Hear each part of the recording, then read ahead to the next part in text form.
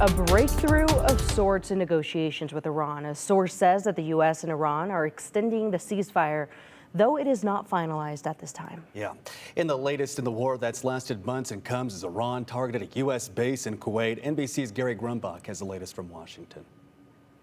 Despite trading missile strikes overnight, U.S. and Iranian negotiators have reached an agreement to extend the ceasefire by 60 days and start talks on the future of Iran's nuclear program. That's the word from a senior Arab official involved in the peace talks. The two sides reportedly agreed to the extension on Tuesday, but delayed finalizing and announcing it. It still has to be approved by President Trump.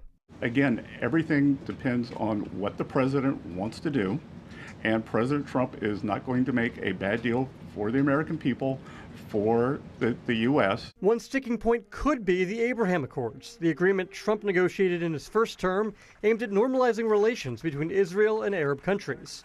Trump wants all Arab nations to join. It'll be historic if they do it, and I think they owe that to us, to be honest.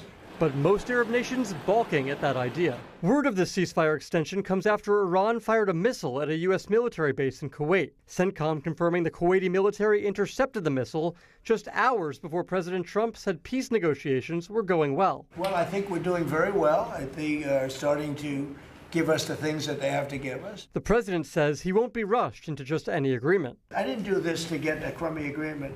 Despite the impact the war is having on the U.S. economy, with gas prices at their highest point in 4 years, the administration has consistently said prices will go down once the war ends. As I said, these are short-term challenges that we will get over, and I think we'll move forward. But today, a new report, the Personal Consumption Expenditures Index, or PCE, shows prices of goods and services rose again in April, bringing the 12-month inflation rate to 3.8%.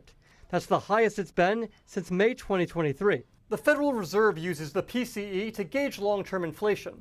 This means the central bank will likely keep interest rates the same when it meets again next month. The Fed hasn't cut rates since last year. Gary Grumbach, NBC News, Washington.